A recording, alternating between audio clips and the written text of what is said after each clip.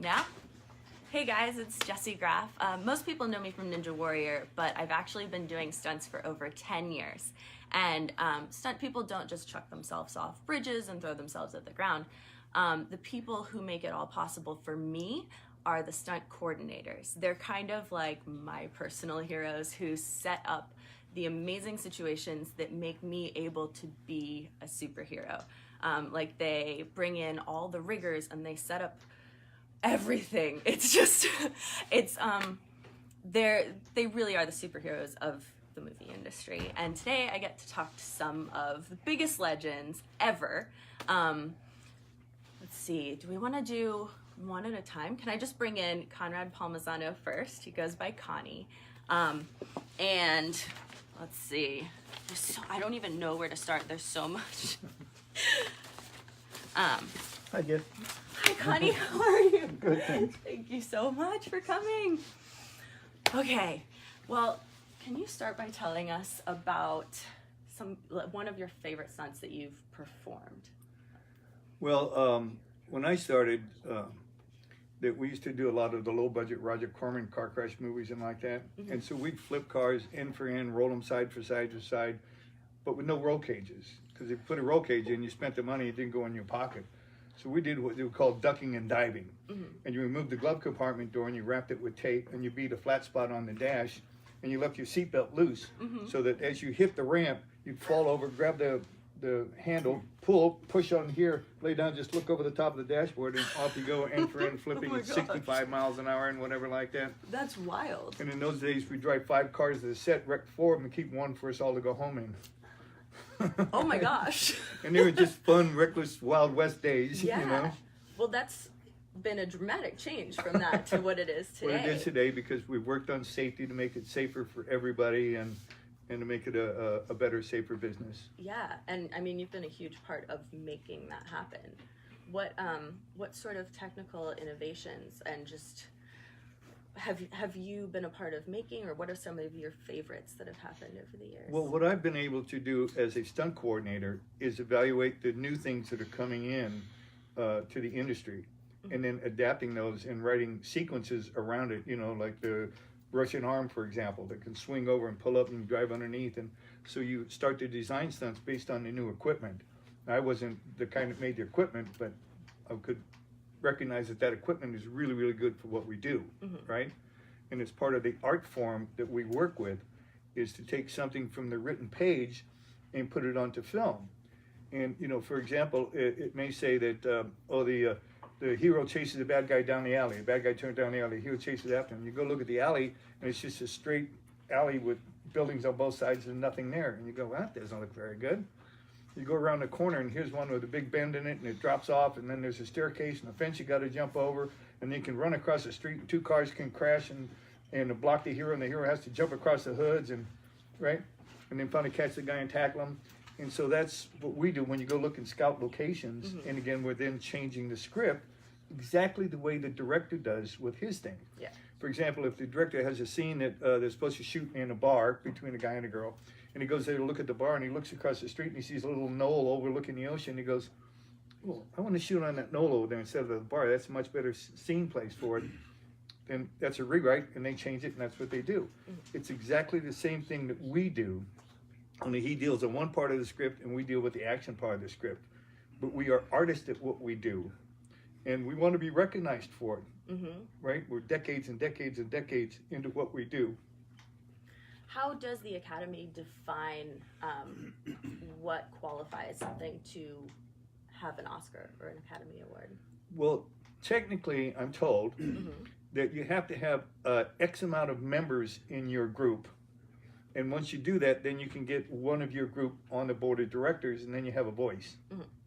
But we've been trying for 27 years to get a meeting with the board, right? We turned in petitions with 100,000 signatures on it, and they still refuse to even take a meeting with us. And they're just cold shouldering us, and we don't understand why, because we respect the Academy. Mm-hmm. We respect all the members of the Academy, right? They do a wonderful job in appreciating people that we work with in the business. And we love to see those people recognized. We don't want to take anything away from them, but we just want to be able to share in the glory of it all. Absolutely. Right? Because, I mean, they define, like, how do you qualify for being a category at the Oscars? It's by being arts and sciences, right? Yes. So, why don't we talk about what makes a stunt coordinator? What art and science do we bring to the table? Because, I mean, that's kind of the definition of what we do in stunts. Well, we have a bit of mixture of that, because to me, is that when I rewrite and design an action sequence, that's the same art that the director does. It's the same art that the writer does, right? Is we're going to take something from the written page and we're going to embellish it and make it look and make it fit the story better, right? And then science-wise, we are now adapting. We have cables and rigs and things, descenders for people to, they can now throw 300 feet because they're on a wire and they can do it safely, right? Yeah. Because of the technology that's come along, and that's the science that we deal with. Now, we didn't invent all of it, but stunt people did mostly, and stunt people train on it, and we train our stunt people with it. So when you come to the set, we can perform these amazing things safely. Exactly. So everybody gets to go home at night and share with their families, you know? Yeah, it really is a science of how, I mean, the technology that we use to make it look like someone's dying, and we're not. Just my favorite. But feel free, guys, to ask any questions you have about... Whitney, did we have a question that you wanted to ask? We have not yet. Oh, okay. They have questions, though. They do? If they do. Oh, yeah. Feel free to ask any questions. Connie, can you list some of your favorite films that you've worked on? Or maybe talk about one of your favorite scenes that you did that that basically maybe someone told you. Well, some of them are favorites for different ways. In the comedy level, I did the movie Airplane, which was a lot of fun to do. And The Naked Gun with Leslie Nielsen. And did Weekend at Bernie's, which was great fun, you know, taking this dead guy and dragging him around skiing and do all kinds of things with him like that. Just any crazy thing you could come up with. And the director, Ted Kotcheff, bless his heart, he had so much faith in me that whatever I said, Ted, you know, how about if I did? Yeah, go do it. Just show me the film, you know, because we really trusted each other, you know. And you learn to have a bond with directors, and that's why they keep calling us back again and again, directors and producers, that, oh, you know, get me Connie, or get me Buddy Joe Hooker, or whoever they thought was the best person at the time that they liked, and they keep calling you back again and again and again, because we proved our worth. We're just not collecting a paycheck, you know? Yeah. So what do you usually get as a stunt coordinator when they show you the script? How much information do they typically give you, and how do you transform that into a scene? What is the stunt coordinator's role in that? Well, when you first look at the script and you read it, sometimes you go like, oh, I don't like the way this reads here. And so you can make notes and turn it in, right? And the director's making notes on his acting stuff too, and he turns it in. Then they deliver the pink page. And then you go out and look at locations. And like I said, you don't like this alley, but you like that alley. And he doesn't like this bar, but he likes the knoll. And so you turn that in and then come out the blue pages. And never trust an all-white script. When it looks like a rainbow, you know it's getting close to shooting. Right, because everyone... So everything that you do, and sometimes you're out there in the middle of something, and all of a sudden it's going to rain for 4 days. So what do? Okay, well then maybe we need to shoot in the rain and just write that into it, and know that down at the end, the guy's got to have his clothes and his hair wet. Yeah. Right? Yeah. And that's just adapting to the situation on a day-to-day basis, you know? Yeah. Connie, we have a request to hear about your Electric Horseman stunt. Yes! Right?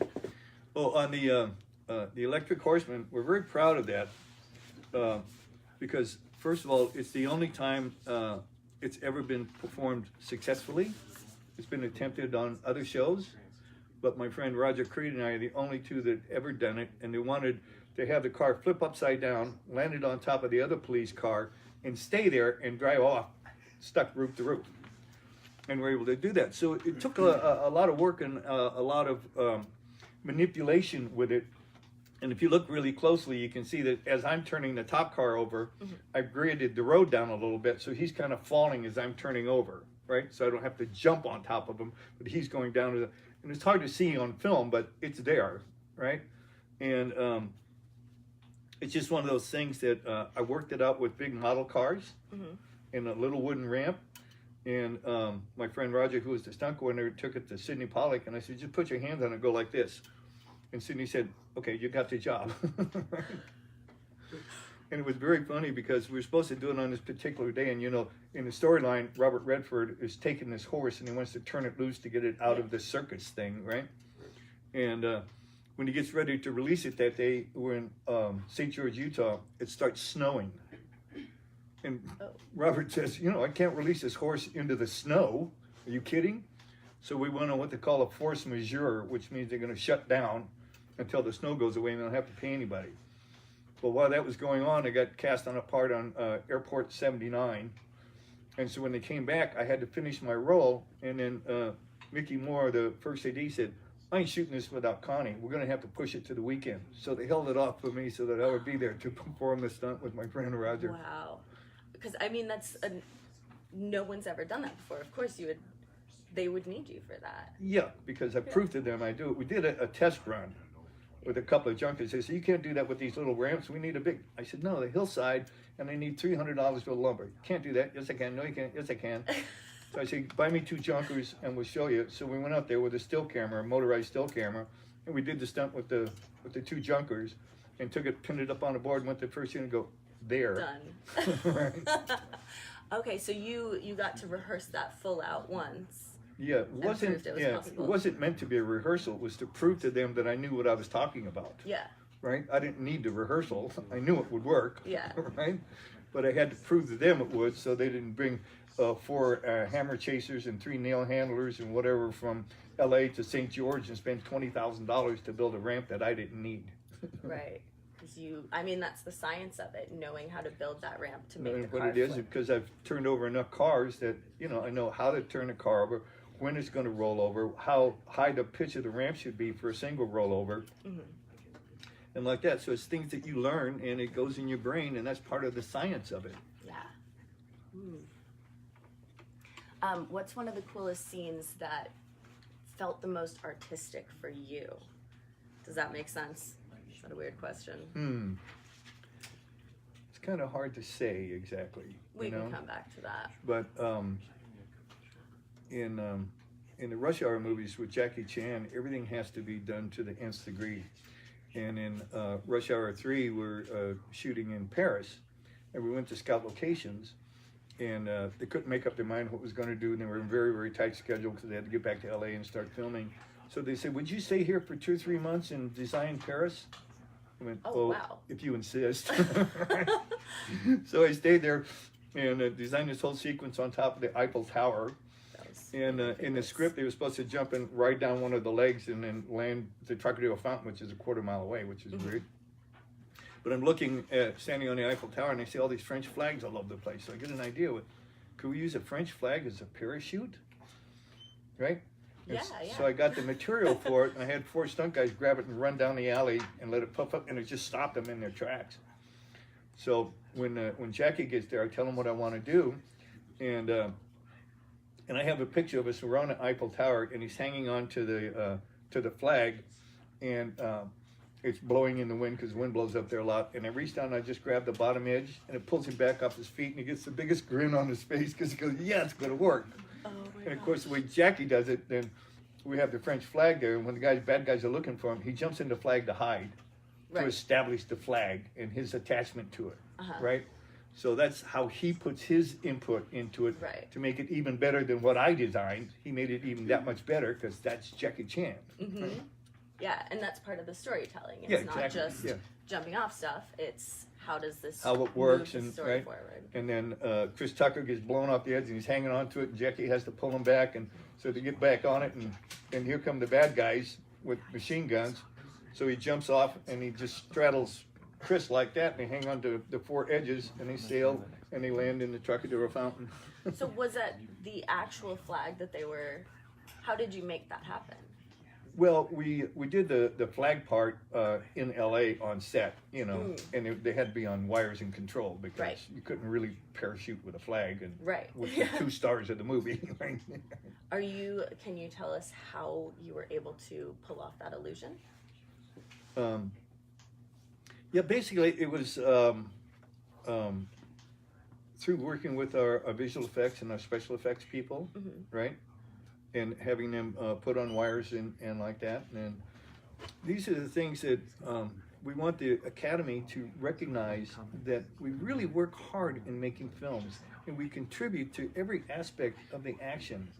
And that directors trust us and call us back again and again and again because they believe in us and they know that we're there, A, to protect their vision of the film, because we don't do anything against them. But you go like, hey, I had an idea. What do you think about this? And they go, oh, that sounds okay. Show me, right? Yeah, it's very collaborative. It's collaborative, and again, we're just hoping that the Academy recognizes the fact that we really do contribute to the art form of filmmaking. Yeah. And that action movies should not be rejected. No, I mean, Right. action is such a big part of what they show at the Oscars and all the trailers to sell the movies. And all the clips, and how many hundreds of thousands of people do we put in theater seats every year, Yeah. making millions and millions of dollars, right? Because they come to see the action, right? Not to diminish any other aspect of the Academy, because everybody deserves their recognition. We don't want to take that away. Yeah. But we just think that, you know, we should be able to get on board here at some point. Most definitely. Well, do you think, should we try to invite Jack into the chat? Sure. Is Jack available? So Jack Gill is currently in Atlanta. He's working on, he's on Bad Boys 3 right now, for doubling Bo Dukes in Dukes of Hazzard. And also, There you are. Jack, hi! Should I turn that around so I can see him too? Yeah, let's turn it all around now. That's fine. Just take it off.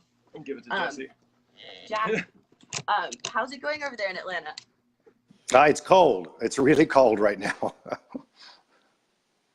Uh-oh. Sorry. Uh-oh, got to get your Plug in. headphones on. And then switch the camera off. We did. Can you tell us a little bit about that stunt you were telling me about, the air ram off the 65-foot cliff? Yeah, that was early in my career, and it was one that many other stunt people had turned down, and primarily because it was at night, and it was a 65-foot mountaintop where this airplane comes over and drops napalm on it, and they wanted to have the actor get blown off the top of the cliff and fall 65 feet and roll off of the ground and be okay. He's injured, but he's okay.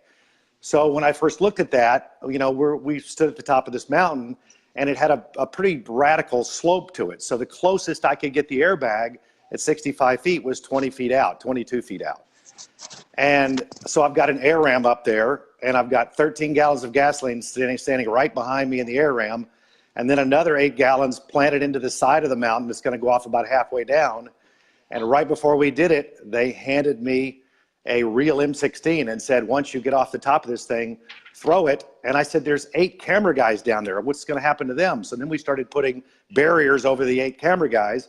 And when I got back to Really quick, can I tell them what an air ram is? Or do you want to tell them? No, go ahead and just tell them what an air ram is. I describe it as kind of a little catapult. So it's like pressurized, you step on it, and as soon as it feels the pressure of your foot, it just like flings you like crazy.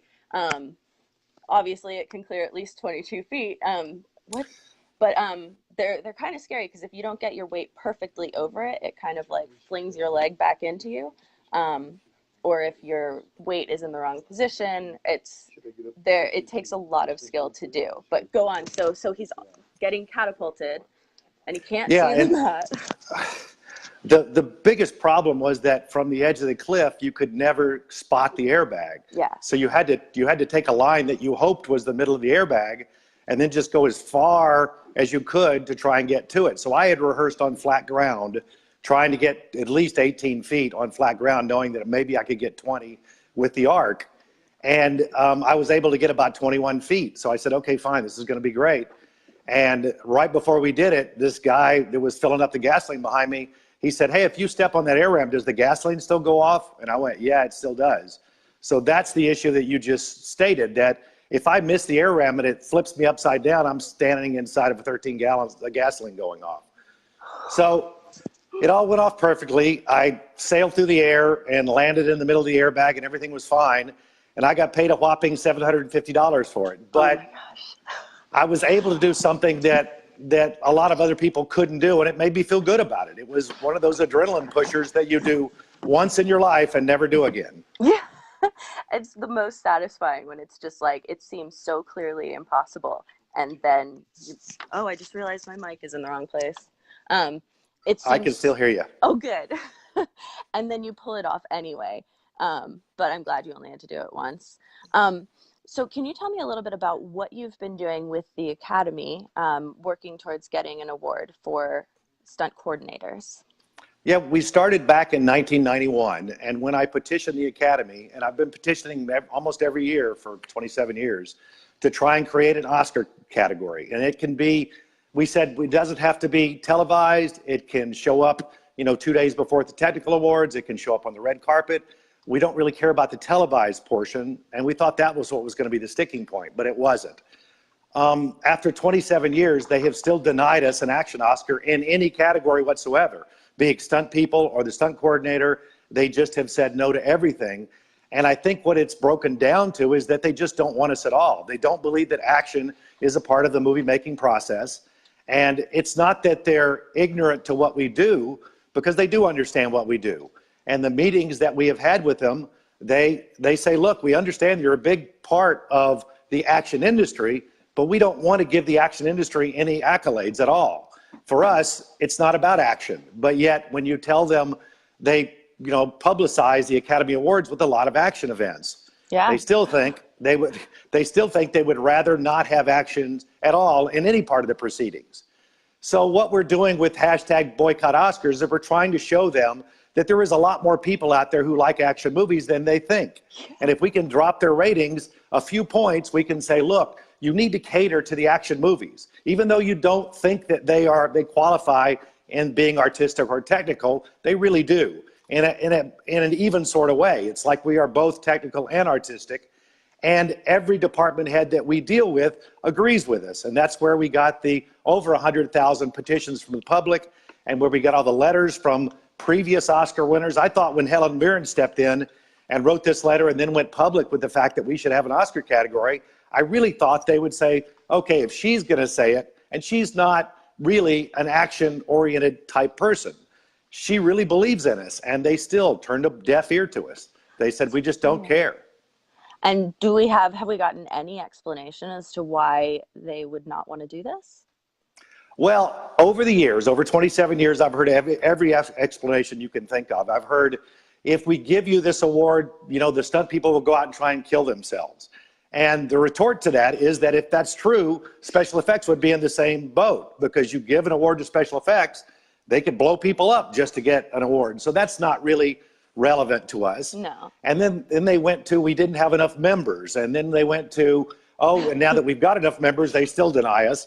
And then they said, well, we don't think the actors want you to have an award. And when we got the actors to write letters, then they said, okay, we've got to think of something else. So now, in the past 2 years, they've just come up and said, absolutely not. It's never going to happen. We don't want an action category in the Oscars. And so now I'm trying to show them that the public really does. Yeah. Well, what's one of your favorite scenes that you've done that really demonstrates the art and science and the process that you went through to make it happen and to tell the story of a film? Well, I mean, I think it was back on Fast 5 in the Fast and Furious franchise. And when we started that film, we were told that in the movie, these two characters, Vin and Paul's character, drag around with two cars a 9,000-pound vault that they have stolen. And the studio had said, that can't be done. So we're going to have to do that all CGI, and we're trying to figure out how the cars stay together when this vault is going to be CGI. And so in pre-production, way before the movie, when they hired us, I said, give me a parking lot and give me some cars to wreck and give me a 9,000-pound vault. I'll see if I can do it. I mean, I think we can do it real. And luckily, the studio jumped on board. And it wasn't just me, it was Spiro Rosatos and Andy Gill, my brother, and we all three worked together and put our heads in one big pot and said, let's figure out how to do this. And when we got out there, we broke a lot of cars to start with. But by the time we figured it out, it became a ballet. It became something that people were in awe of because the studio kept saying, I can't believe they can actually pull this off. So once we figured out how to pull a 9,000-pound vault around the city, we had to figure out how to do it safely. And doing that, you've got to understand that you have crew around you and actors that you have to deal with. And it's not just the public that you're worried about. You're worried about 300 members of a crew who all are going to be in specific, positions around this action, and you've got to protect them. So it's a safety aspect, it's an artistic aspect, and then we get into what do we do with the characters in the movie? How do their characters really play in that scene? And so there are times in the movie where Vin and Paul, who are great friends, have to split apart. And so we had to make that moment in the film really a big point. So we said, we're going to have them separate. We came up with this idea of blowing one of the cables where now there's only one guy pulling the vault, and it's character driven because they want to stay together. They want to try and fight the villain together. But then Vin's character says, I'm not going to let you do it. You have a family and a baby, and you're going to go away. So it's not just action for action's sake. The artistic part of it is building the action among the characteristics of each character in the movie. So we do fall heavily in artistic and scientific portions of the movie making process, and I'm sure the Academy is well aware of that. They just don't want action in the Oscars, and that's what it boils down to. I don't understand that at all. It's it's hard for me to comprehend why that would be an issue. It's just like so much of the story is told through the action, and I'm just a little baffled. Well, it is, and what's odd is that when all the actors and producers and directors started jumping on the bandwagon, I figured it was a slam dunk. I said, these are Oscar winners. They're going to go in there, they're going to sway the Academy, because you saw just recently when they said they were not going to air the winnings of the editors and the cinematographers, that these award-winning cinematographers and editors made a big stand, and the Academy listened to them. They don't seem to be listening to us at all. They don't want... I think we are kind of their dirty laundry. They don't want to have us in there. They don't want us to be part of it. And they're going to fight it tooth and nail until the public comes up and says, this is what we want. And if that means that their ratings drop so drastically that they can't air the Academy Awards, I think that's when they're going to have to make a decision, because, it can only help them. When I talked to the director of the Academy process, he said, we'd love to have an action category. We can keep people in the seats with an action category. But I brought that to the Academy, and they said, we just don't really care. We don't care whether this is aired or not. But they do. You know that if they didn't have it as an aired process, the actors wouldn't show up. And then they've got no event at all. So I hope that they see this and they say, we need to add an action category to bring, our revenue up and bring our ratings up, because we really can do that. Yeah, absolutely. I mean, that's how they usually advertise a lot of the trailers and the Oscars. Man, do you guys have any specific questions for Jack? Have you seen any that we want to ask right now? A lot of people are wondering, do you think they are protecting an illusion that the actors do their own stunts? A lot of people are asking if they're just trying to protect the illusion that a lot of actors do their own stunts. But this is about the stunt coordinator. Right, and that's what we wanted to attack that first. We wanted to say that he or she is the department head. And so being the department head, that's who they give the accolade to. The Oscar goes to the department head. Just like as the cinematographer wins it, the camera operators don't win. They join in with him, but they don't actually get the award. He stands up there as the department head. Same with makeup and hair, same with every other department, it's the department head. So that's why we started with that. That's not to say that we think that the stunt people are diminished in any way whatsoever, but I think that's where has to be the starting point, because that is the department head. So I don't think the Academy really believes that the actors or anybody, we would diminish anything that we have there, because, for one thing, people are not as blind as they were 20 years ago. They see a lot of behind the scenes. They know that actors are doubled. Actors talk about being doubled all the time. And so I don't think it would diminish the film in any way whatsoever. In fact, if you watch a lot of the films, they do talk about the stunt people in the behind the scenes just to show how it was done. So I don't think that's a relevant fight. No. And I mean, also the stunt coordinator is largely responsible for training the actor to do their own stunts and the portions that they can do. And I think that's a lot of what we would be awarding a stunt coordinator for, or a small portion of the many things you guys do. But we had a bunch of people asking. And well, and that's one of the, oh, sorry. like, Jesse, I wanted to bring up the fact too, that one of the things that the Academy brought up is they said you should change your title to action designer. It more aptly describes what you do. I love that. And action designer, as with production designer, is and they're right. It's stunt coordinator is a dated term, and it's back from the 70s. And I think the action designer more aptly describes what we do. Yeah, definitely. We had some people asking who are the biggest advocates as far as A-list actors who have been supporting this cause. I know you had a list. Do you want to name them off, or should I? We have. Yeah, you should name them off. You probably have the list in front of you. I could go on forever. Helen Mirren, Leonardo DiCaprio, Jason Statham, George Miller, Tom Hardy, and many more. They've written letters to the Academy in favor of but the Academy has not been listening. Yeah, we've got a lot of hearts and thumbs up for that.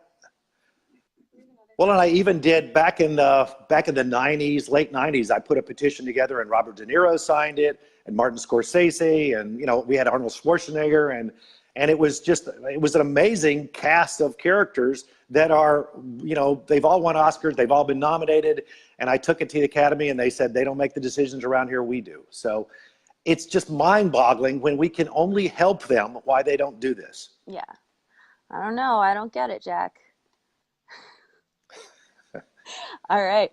Well, I don't want to take too much of your time. I know you're on the East Coast right now, and it's probably getting late. Do you have any last words you want to say before I bring it over to our next guest?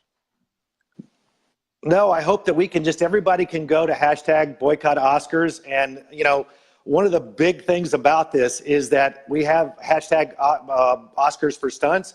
And it's one of those types of things where if you keep doing this and keep battering the Academy with it, maybe they'll see the light. Yeah. Because it's been 27 years and it's about time. So what are the specific things that people can do to help? They can sign the petition. Sign the petition and then go to hashtag boycott Oscars and then hashtag Oscar for Stunts and then hashtag stand up for stunts. And the more you can contact the Academy and just keep battering their doors down with letters and emails and anything else you can, they do see that kind of stuff. And the more we can get at them, the better it is. Awesome. Well, thanks so much for joining us, Jack. Thank you. I appreciate it, Jessie. Have fun out there. Bye. Okay. Bye-bye. All right. We'll turn this around. And I think, Manny, you look ready. Are you coming in next?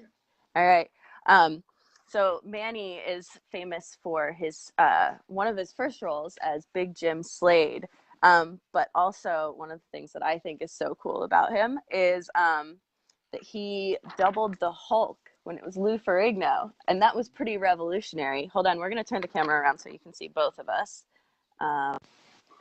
Turned around, and we'll take out the earbuds.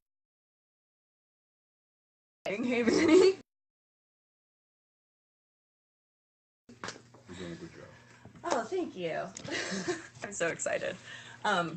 Yeah, so can you tell us about that process? How were you chosen to double Lou Ferrigno? Because that was pretty revolutionary at the time. It was at the time.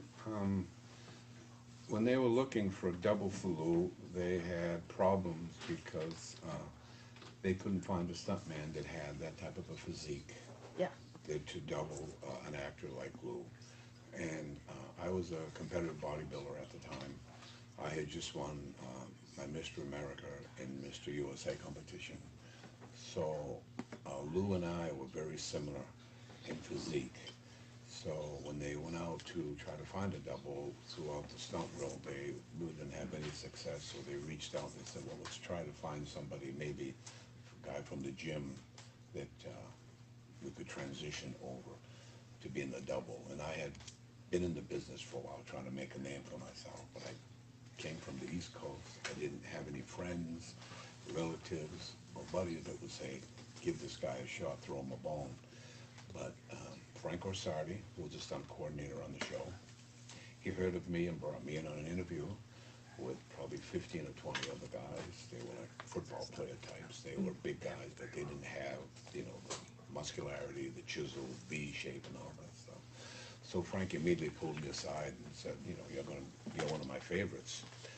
So I said, okay, well, what do we need to do? So we went through a process of telling us exactly what the stunts were going to be, and I felt very comfortable with that. I was an athlete. I wrestled. I played football. I played track. I raced motorcycles. I raced cars. Perfect I was an background. athlete, so it was Oh, wow. a good start as a base. Yeah. He pulled me aside, and we went through a process of interviewing 3 or 4 guys that he thought possibly would be the guys. I ended up winning that competition, if you will. And at that time, it was kind of tough because early on in the process of filmmaking, there weren't a lot of black African-American stuntmen to double African-American actors. So they had a process that they would refer to as painting down. They would find a Caucasian guy that had a similar physique, and they would actually paint them down to look like they were African-American, because there wasn't a lot of African-American guys they could reach out for. But then that started a whole process of people being upset because, you know, minorities need to double minorities, maybe men, women, African-American, Asian, Chinese, whatever. So as the stunt world started to grow with African-American people becoming more prominent actor-wise, then when I was doubling Lou, African-American doubling Caucasian, there was a little bit of reverse discrimination. So we got a little bit of flack with that, but Frank Orsatti said, well, if anybody could take Manny's job, come forward. Yeah. There was no stuntman that had that type of physique, so I kind of was the favorite to have that spot. And then that went on. Frank took me under his belt. He taught me how to be a coordinator, how to budget, scout, break down scripts, and so on and so forth, which enabled me to become a stunt coordinator. And then I became a second unit director, and I directed first unit, directing actor. So that's the transition that I made from being... I think we need you to speak up a little bit. Okay. Oh, yeah. Yep. So, basically, are we still rolling? Yeah, we're still good. We're so Okay. good. We just can't, we're getting a lot of comments. So and we quiet. can't hear Oh, you. yeah. Yeah. Oh, okay. Yeah, Yeah. a lot of people said they couldn't hear. So Okay, we just need I'll to speak speak a up a little little louder. bit more. Okay. Yeah. I'll raise my voice. Nice. Can you tell me about the wing walking stunt you did? We were doing my an dreams. episode, well, Bill Bixby was the star of the show, and then when he would get into this position where he would start to, we referred to it as Hulk out, his eyes would turn green, he would metamorphose and turn into this character, the Hulk, which was Ferrigno. We had an episode, we were at a location called Indian Dunes, where Frank Orsatti was doubling Ferrigno, and taxiing the plane down the runway as a crop duster, they call it. Everybody's familiar with the old type of planes with 2 wings, one on top of each other. So as the plane took off, Bixby ran and jumped onto the plane. His double, Frank Orsatti, jumped onto the plane and hanged on and took off. So we had Frank hanging from the plane, got back in the plane, we came back and landed, and then we put me in the plane as the Hulk. We flew up, and then at one point I had to get out of the fuselage and walk out onto the wing, the doubled wing, and here I was 270 pounds, and the rudder, the wash off of the rudder, it hits the back of the wing and it holds the plane up, but me blocking all of that wind, the plane started to dive, Oh, wow. started to stall, referred to it. So I look over to the pilot, he looked at me and he went, so I said, okay. So I just try to make myself as small as I can, as I could, Yeah. to try to enable the plane to stay up. And then when we got squared away, I walked out the wing real quick and hung on, and we had me getting the shot.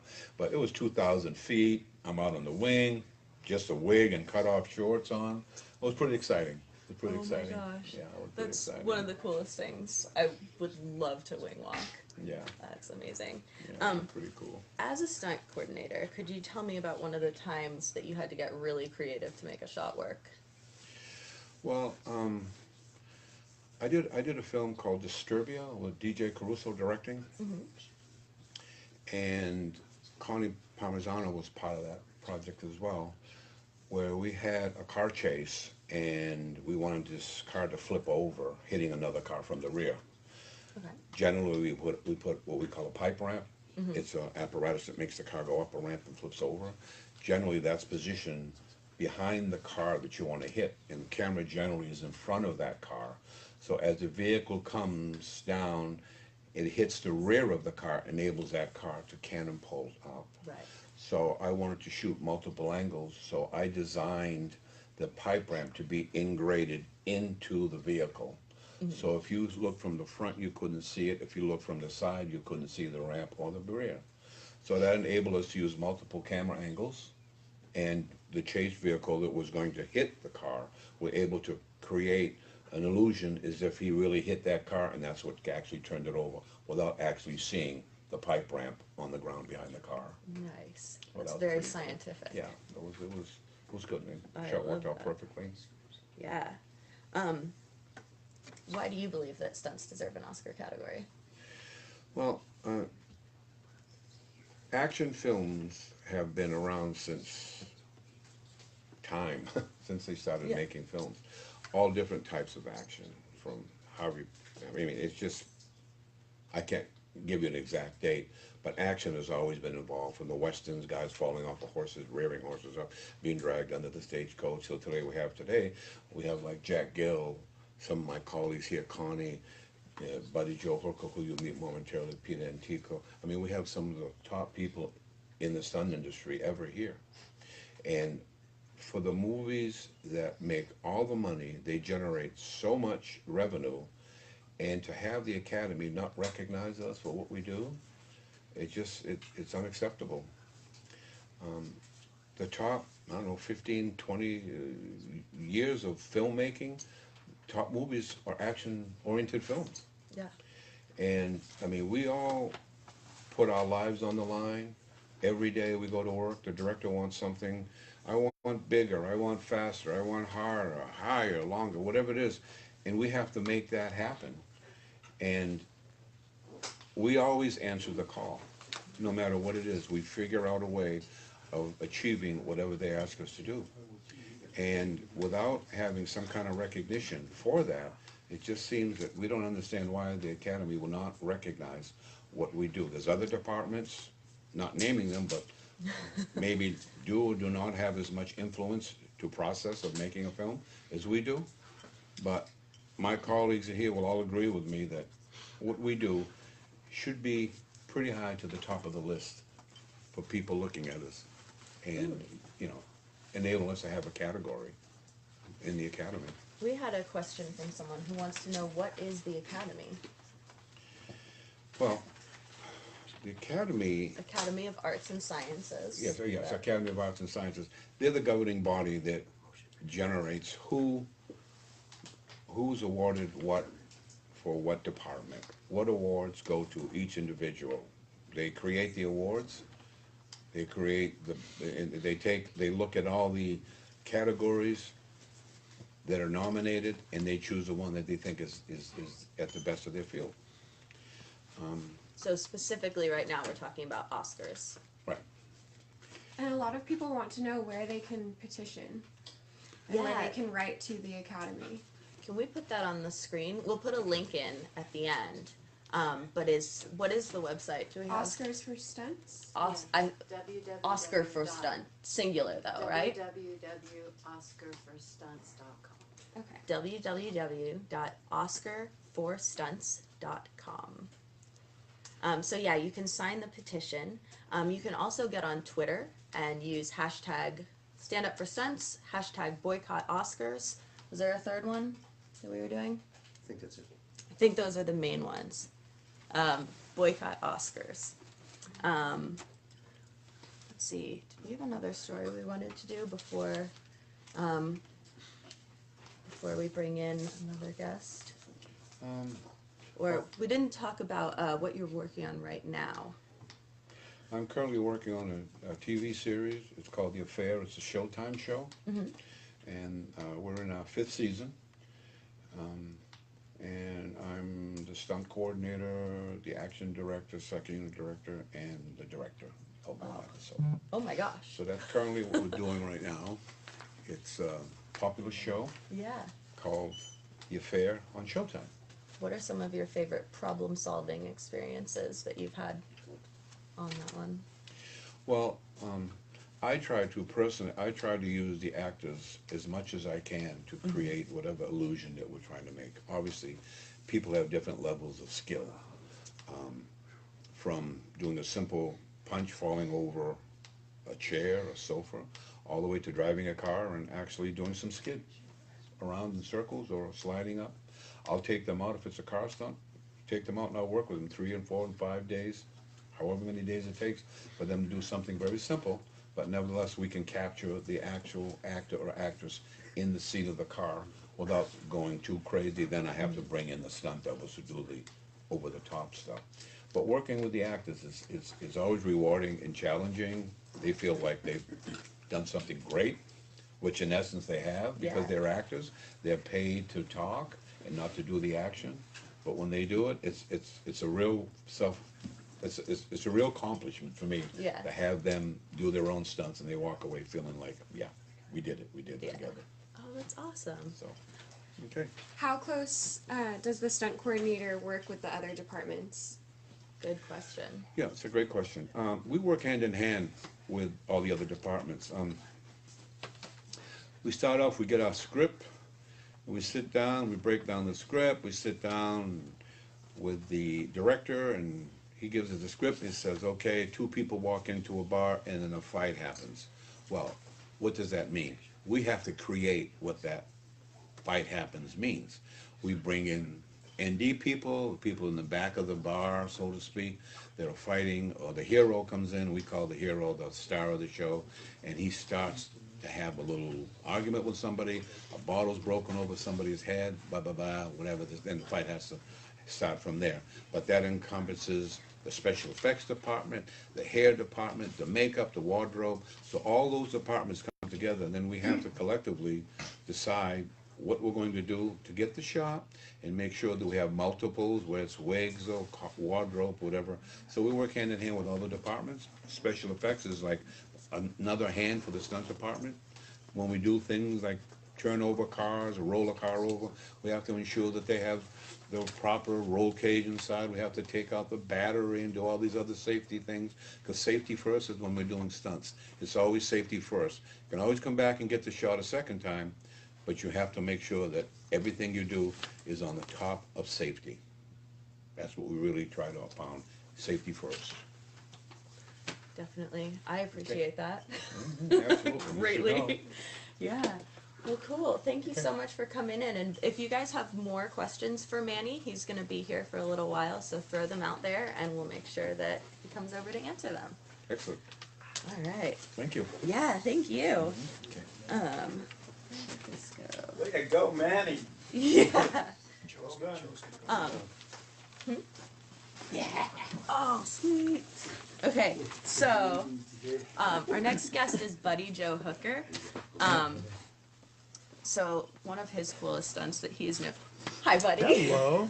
How are you? I'm great. How are you? Fantastic. Just great listening to all this information. Yay. It's really cool. Well, I like Manny hanging on the wing. Yeah, That was right. cool. I think that's one of my favorite things about being on set is getting to hear the stunt stories. Yeah. I was just going to tell them about yours on Rambo First Blood, but I think it'd be better if you tell us. Where do you want me to start? Maybe the 95-foot fall. Okay.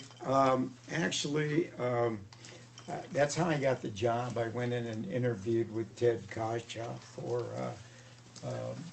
a film called First Blood. Was the first installment of the Rambo series, and the first thing he asked me when I walked in there was, how would you do this sequence where Sylvester Stallone falls 95 feet through the air, he hits the top of another 70-foot tree, falls through the tree, and lands on the ground.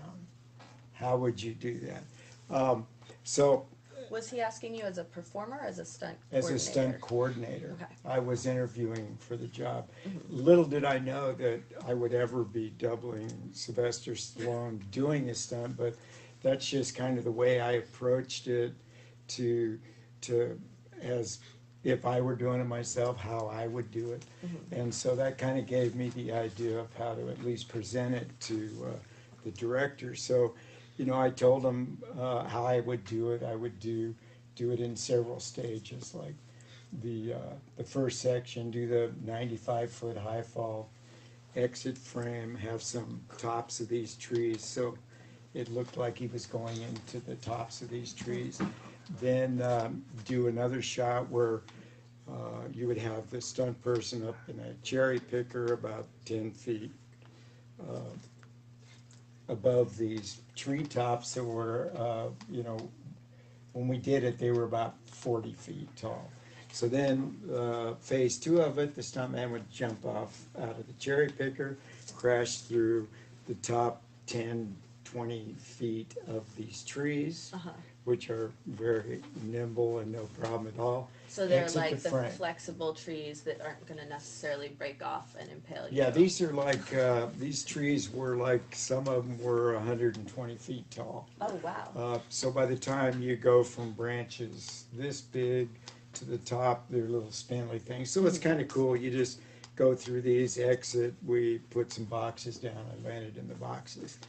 Then section number 3 was I say the stunt person will be up in the top of a 60-foot section of these trees. Oh my gosh.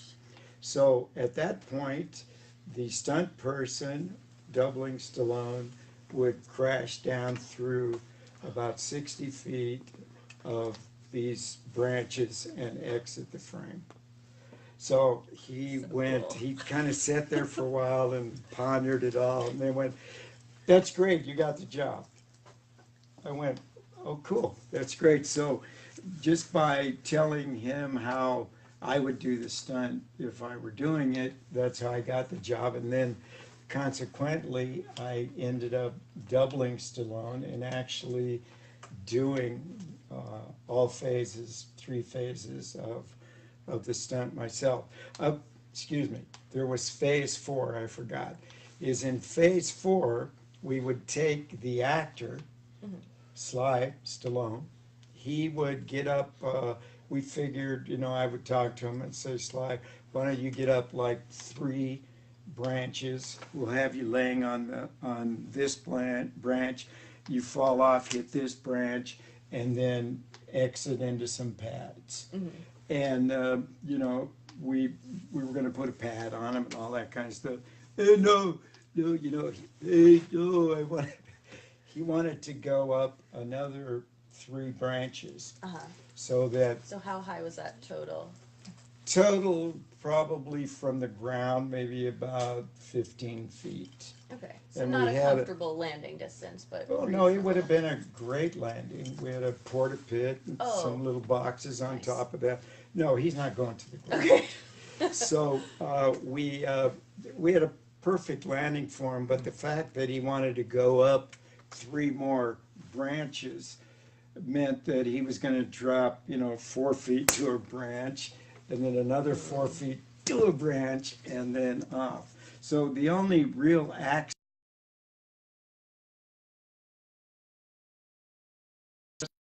Stallone cracked 3 ribs hitting this branch, only because he wouldn't listen to us. But it looked really cool. Yeah, And, sounds like a great stunt. So that was that story. That is so cool. But it was great. I mean, whatever it looked like on film, it was nasty weather. I had a helicopter with Chuck Tamburo, the pilot, sitting up there with an actor blasting across cold air right before we did the high fall. So it was pretty gnarly kind of situation. But back then I was young and dumb, and I forgot the rest of that thing. But it was great. Yeah, I mean, it sounds amazing. Did you have to do each piece multiple times? No, actually, every time we did each piece, it was worked out perfect, and they, Good you know, plan. on several of like Follow Through the Tree and everything, we had the tree, uh, covered with about, I think they had 7, 8 cameras or something, because the cinematography asked me and the operators, where, once you start and everything, where are you going to come out? Where are you going to land? And I just told them, like, I know I'm going to do this, this, this, and I think I'm going to ricochet from here to there, but after 10, 15, 20 feet, I really don't know where I'm going to be. So fortunately, we put boxes all around the bottom, and they had enough cameras that it worked out good. Yeah. I'm not sure if all of our viewers know about box catchers and how we set those up. Really? Okay, I mean, well, maybe we'll give them a little scenario here and a tutorial so that they can go and you guys can all jump off your garage roofs. Unless you're one of my 9-year-old viewers, in which case you should ask your parents. And So maybe we shouldn't give them this information. You know what? That's a good point, because I got this information when I was in college and I tried it myself. I'm not going to tell you how to do it, but never let's give you the concept. The concept of boxes had been around way back when I first started, and I've been doing this about, not to seem ancient, but a little over 60 years. Since I first started. I started way early. We'll get into that later. But boxes were used was in the very beginning. It used to be, they would take some 1x6-inch pine boards, drape them over some sawhorses, and then maybe put some mattresses on top of that, and you would do your fall. You couldn't do much more over 20 feet, maybe, Connie, into that. But Maybe a little less than 20. Well, I remember doing some at 20 for Hal Needham. Oh man! But anyway, it was like, what would happen? You would hit the mattress, which was kind of cool. Then the boards would break, which would give you another bit of cushion, and then you would go to the ground. So, Leave it to Beaver. Yeah, what do we know about? That's another story. But anyway, let's get finished with the box deal. The box. And so that's when I first started doing stunts. That's kind of, I saw a lot of the stunt guys doing that. And at one point we did some charity show, and I got to do it, explaining how it did happen in the old days. But boxes, basically what they do is they give you compression. Like if you've ever stomped on a cardboard box, it was folded, you saw that it would bust out on the sides. Like a tiny airbag. Yeah. And so what would happen is that you would build these catchers out of cardboard box. You would do like 3 layers of 2x2x2 or 3x3x3 or whatever that you were going to be doing. And then you would lay a layer of cardboard boxes opened up as what we call stiffeners. Then, according to how high you were going to fall into this thing, I saw Terry Leonard do one into boxes. I think it was 90, 95 feet, something like that. Wow. Into cardboard boxes, way before airbags were around, really.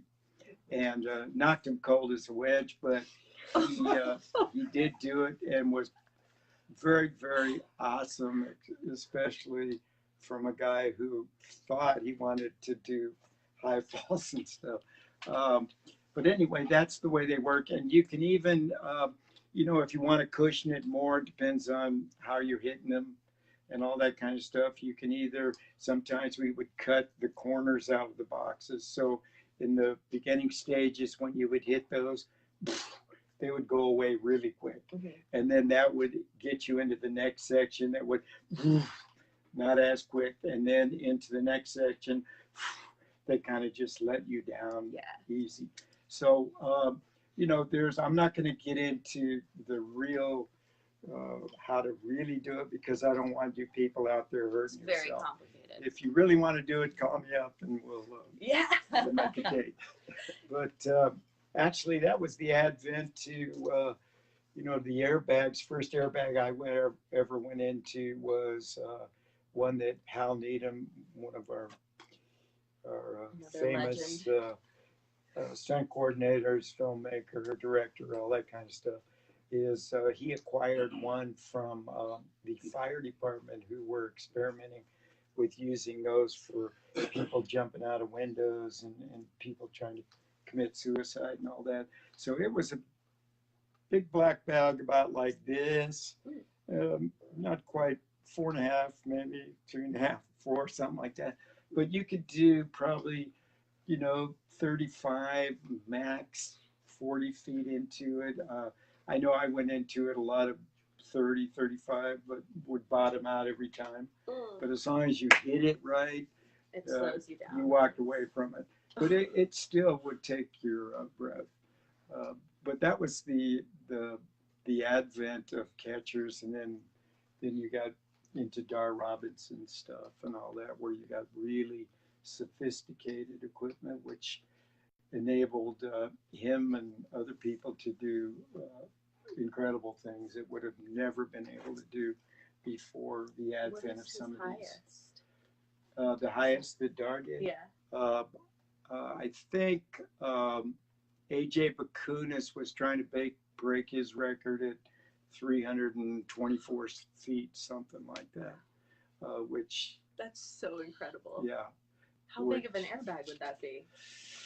I don't really have the dimensions on it, but really big. I think there's no way that a human being could physically ever miss the bag. Good. Unless you were even if you were an Olympic broad jumper, the size of the bags and so forth, there's no physical way you could miss them. Good. Which was good. It's crazy when you stand up at the top and look down at the airbag that's like looks like a the size of this room. Postage stamp, kind of like that. And you don't want to worry about missing a bag when you've got a lot of other things on your mind about body positioning and all that kind of stuff. Because it's not just falling for a film. It's like, why is the character falling? Did you get pushed? Did you trip? Are you conscious? Yeah. And so all of that is something that the stunt person has to work in on his way down, and then have the proper entry, because even with those sophisticated airbags, if you don't enter properly, you can die. Yeah. Definitely. Yeah. Head first it's a lot of skill. So where were we? Oh my gosh, we got like our first topic. We've hit one topic. How about I just want to touch on a little bit of the Academy business here, because I know this isn't about my stunt stories. Although it keeps us entertaining. Is that, well, here's another bit of a story, is that, Harvey Perry, which is a name, anybody look that up on IMDb, was one of the first iconic, legendary stuntmen that first worked in 1914 in silent movies, right? Oh, wow, yeah. So here we have a stunt person working in a silent film, and I think the Academy was around at that point. And so I'm just trying to give you a timeline here where my friend Harvey Perry started doing stunts in 1914. I had known Harvey throughout the business when I was just starting up and everything. And in 1983, Harvey and he was like, I think 85 or something like that at the time. He's in that part of the room. I'm in this part of the room, and we're working on a film called To Be or Not to Be with Mel Brooks. And he and I are run out, crashed through some breakaway windows, and from the second story and land in these little airbags. So aside from it being phenomenal to be working with him, and he's still working at this age, is that we still hadn't had any recognition of our contribution to the film making process. And this was 1983. This gentleman started in 1914. Still nothing happening. So what I'm trying to get everyone to understand is that it's been a long time that stunt people, the stunt profession, stunt coordinators, everybody related to our industry has been contributing to this art form. Yeah. Right now, if you look, 22 of the highest grossing films ever were stunt-related action movies. Yeah. We need only to thumb through the Academy-nominated films for the last 3, 4, 5, 10 years and see how many of these action-oriented films have been nominated for Academy Awards. Some of them have won Academy Awards, but the plea that I'm trying to make, we've been trying to do this. I got into the Academy, the branch of the Academy, to develop a stunt coordinating or action-oriented category in 1993. I was one of the first group of guys that got in to help generate this process. In 27 years to this, 26, excuse me, I was in 93. Nothing has really happened. We tried passively. In the beginning, everybody was really open to it. And then as time went on, we thought maybe we were a little too passive with our trying to make this happen. Then we got a little bit more aggressive. That did not meet with success either. And here we are trying to make it happen again. There's no way that we are trying to bully the Academy into it. All that we would really like to do is just to open up a door with the present administration to open the dialogue again about how to make this happen. Yeah. How that we can recognize the people that have been doing this for years and years and years, have made fantastic contributions.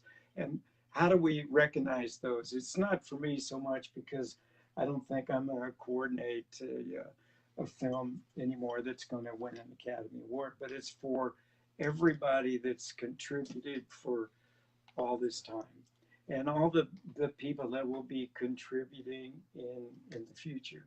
And I think it would be a great addition to the Academy in that maybe if people don't really know what we do, the fact that they could learn more and see the process and all that, that it just might help the Academy in a number of ways.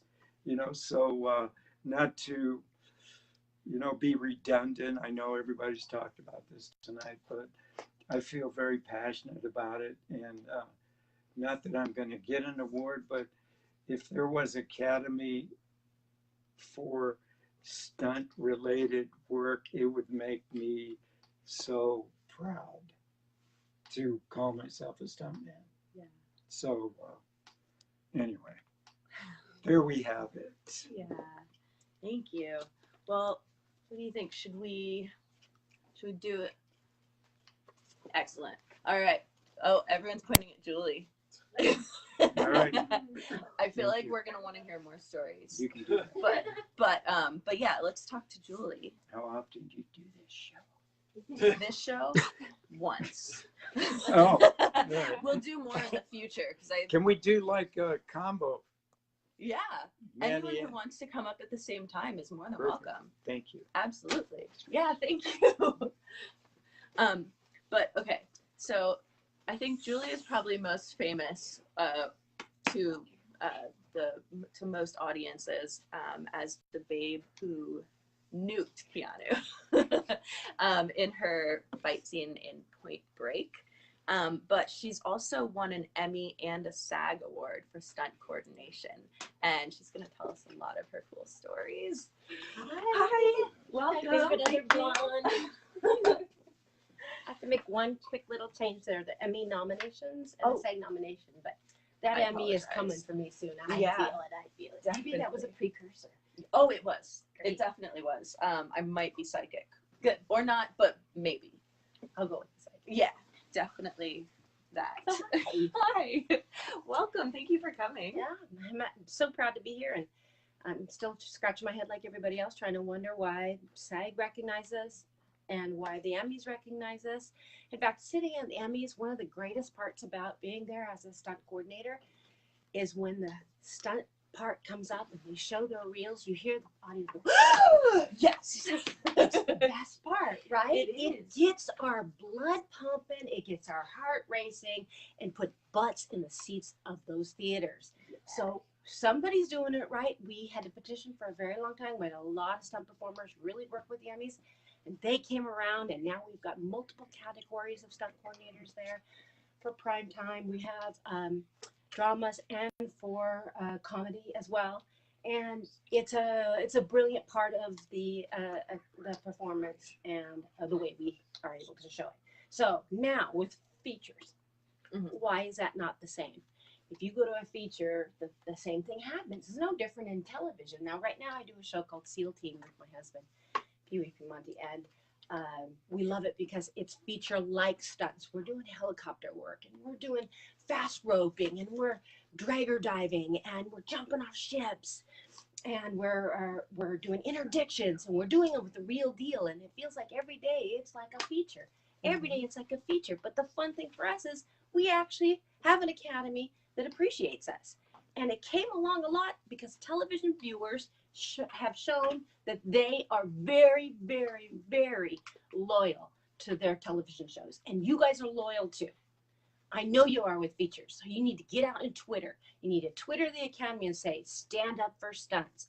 If you want stunts on the Oscars, you want to see that passion right there on the screen, it's you guys that are going to make it happen. Definitely. Right? Yeah, so because they can go. Yeah. Oh my gosh, yeah. So definitely thank you for watching us, but keep interacting, keep asking us questions, anything you want to hear from Julie or any of the other speakers we've had. They're all still here hanging out. But keep giving us hearts and smiley faces and questions. Okay. Yeah. Well, do you want to talk about some of the stunt action sequences that you've coordinated and some of the arts and sciences that go into those? It really is art and science. We go everything from the top of the script and we storyboard it. So we're drawing it out. We're working with the director. One of my favorite stories, Silver Tree. She's a wonderful director, and we read the script together. And there was a scene about a suicide bomber that takes out one of our SEAL team guys. And it's written where it happens off camera. And as soon as we were done with the production meeting, I pulled her aside and said, no, honey, us women stick together. I'm going to make this so much better. Look what I'm going to do. And we put it together. My husband and I put it together. So it actually took someone and air around and put a bomb on him. So when he touched this guy, he actually blew through frame and onto the ground. And it changed the heartbeat of what that meant to lose this SEAL, because it wasn't done off screen like it was written. It was done right in front of you. And that made it passionate for seeing what really happens to these soldiers.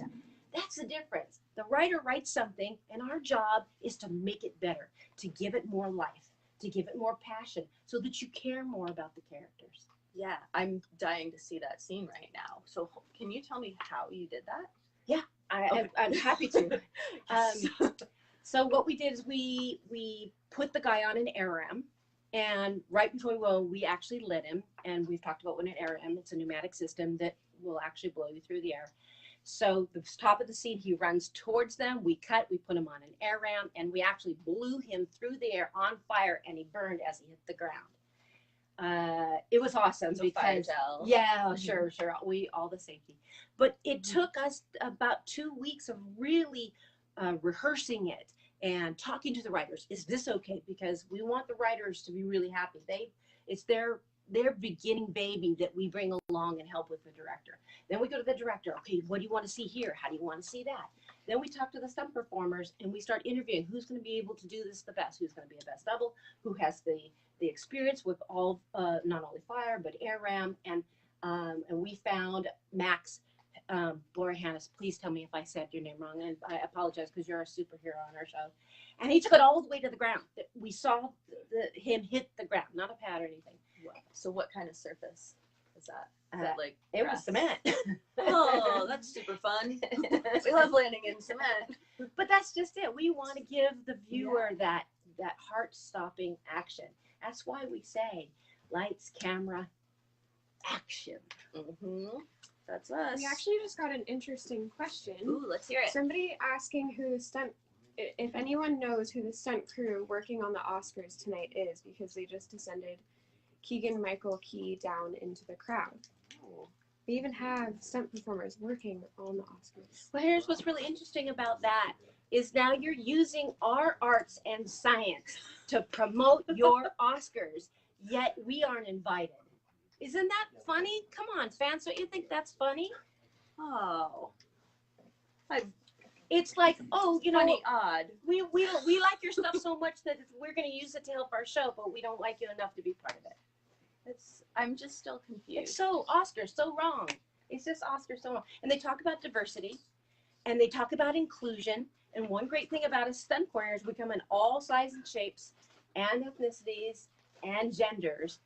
Yeah, I know, blonde, but I'm still a stunt coordinator. And Badass stunt coordinator. Because I just talk you into doing it. It's because you're smart. It's because I care. I Yeah. came from acting. I did Roadhouse with Patrick Swayze, and then I did Point Break. But I always hung with the stunt guys because they were smart, they were innovative, they were athletes. I was an NCAA gymnast, and I found myself always hanging with them because they're always thinking, what's the next great way we can do something? How can we make it bigger, better, faster, more sexy? How do we do that? So eventually, I just started to move over to the dark side and became a stunt coordinator. Yes. Well, do you want to talk a little bit about how stunt performers are different from daredevils? Oh, completely different. Mm-hmm. In fact, I don't like it when people in the news say, well, this guy did this stunt. No, that wasn't a stunt, that was daredevil. There's similarities in that there's preparation, but we do it for film and television, so there's certain things that we need to do so that it works for camera, not a live audience. It's kind of completely different. It's also, the mindset is very different because in 1 second you're going to be doing a high fall, and then when we're done with that, we're running over and want to do a T-bone, and then we're going to run over and do a full burn. So you have to be well trained in several different areas to be successful in our business. You can't just, well, I jump motorcycles. Not that that's not cool, believe me, it's totally cool. And these guys are amazing. But to be a stunt performer and to eventually be a stunt coordinator, I've done pretty much every type of stunt there is possible, and generally without a pad because we girls don't have much to wear. Mm-hmm. So I understand what each of these feel like, what it feels like emotionally to go through. Where daredevils have a singular thing and it's done in front of an audience. Right. All right. Do you want to tell? Let's see. We had some specific points that we wanted to hit, right? I think there were. Yeah, there totally were. How about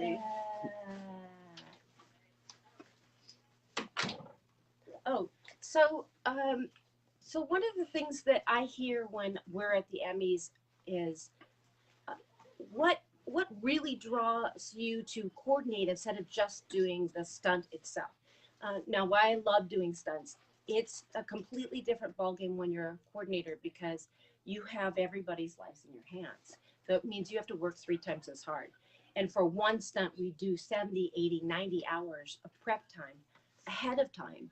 And it's also, I come from a gymnastics, but I also was a coach. And it's also coaching someone emotionally into being successful in that action. It's so much science to it. It's understanding how the brain works. It's understand how you think. It's understand how to deal with fear, and then come out with a really great product after it.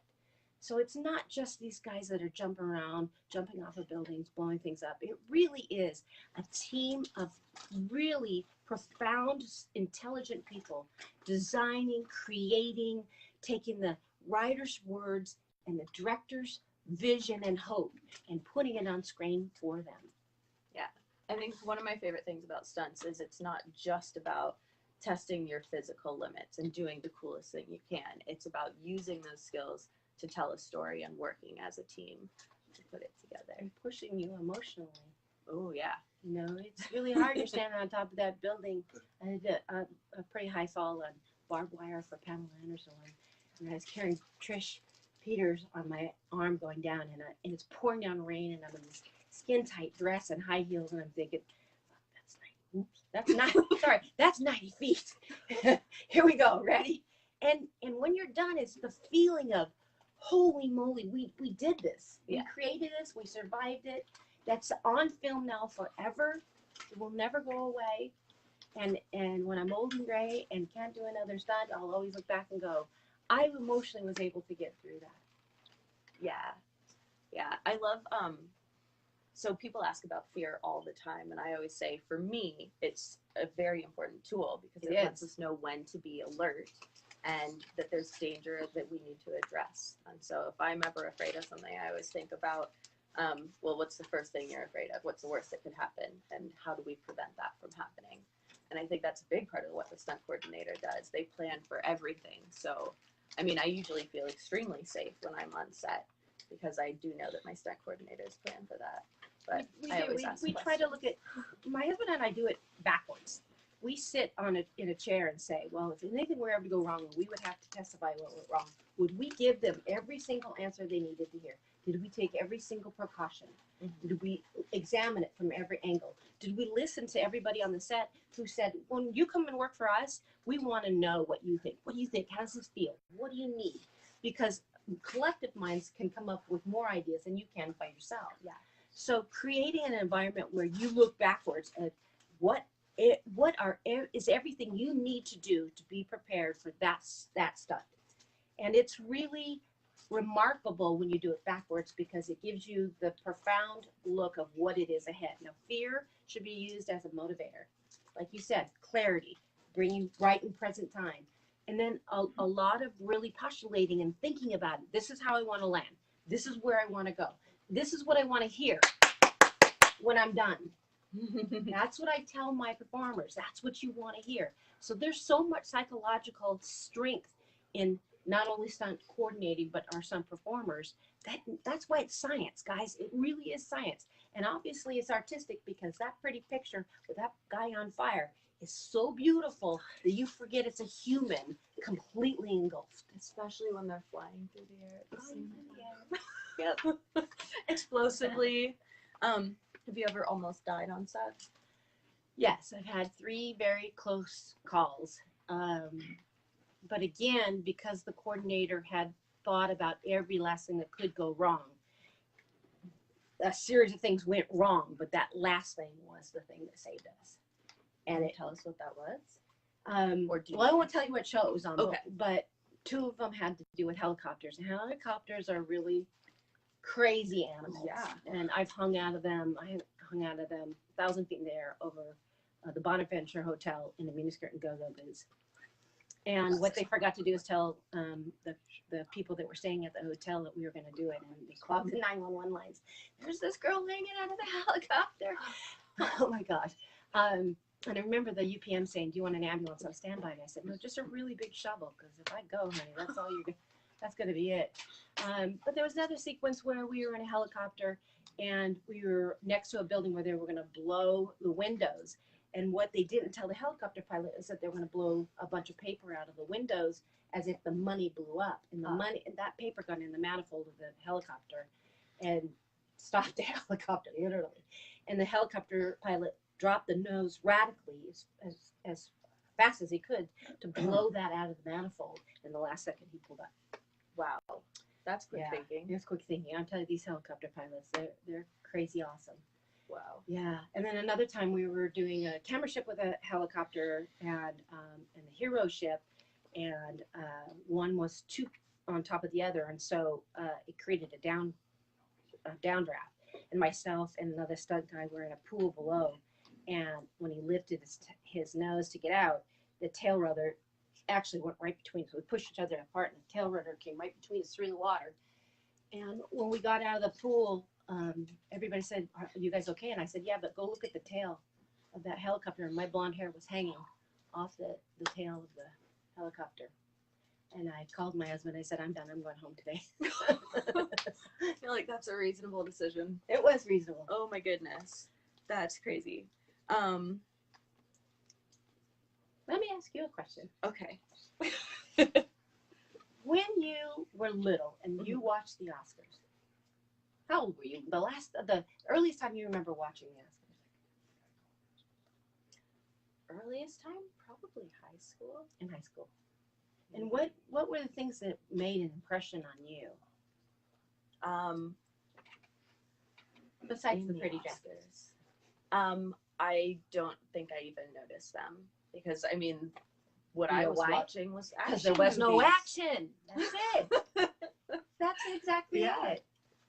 I mean, I don't want to disrespect the Oscars, but what I was watching was, I mean, Xena and Power Rangers and you guys. Believe me, we don't want to disrespect the Oscars at all either. We have such regard for the Academy for sure. We just want to be part of something that's really fabulous and helping to make it better. Yeah. If people love action the way they love action and you put it up on your screen, I'm telling you, Academy, your ratings will go through the roof. We promise you it. I can guarantee it. Yeah. And in case you've tuned in recently or forgot, the way you can help is by signing the petition at, what was it, www.oscarforstunts.com. Yeah, and get out there on Twitter because that Twitter will really help. Twitter the Academy and say, stand up for stunt. Hashtag stand up for stunts. They will listen to you. You're powerful. I promise you. Can you tell us again what you have currently in theaters? Right now I have something called Untogether. It's Jamie Dorn's newest film. It also stars Billy Crystal and little Scotty Conn.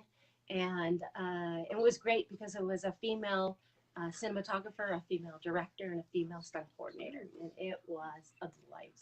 So cool.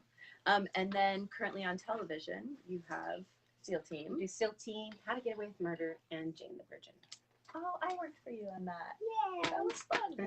Okay, cool. Well, thank you so much. You're welcome. Get out And- there on Twitter, guys. Yeah, and keep asking questions. And thank you. Thanks for doing this. I appreciate it. Of course. Very, very much. All right. Pete Antico. Hey. Oh, we have such a cool list of things that Pete has done. Let's see. We've got Lethal Weapon series, Transformer series, Bad Boys, Midnight Run, Bullet, Ben-Hur, The Wild Bunch. No. These are all these films that have action. I am such a loon. I know it's okay. Yeah. Thank you so much.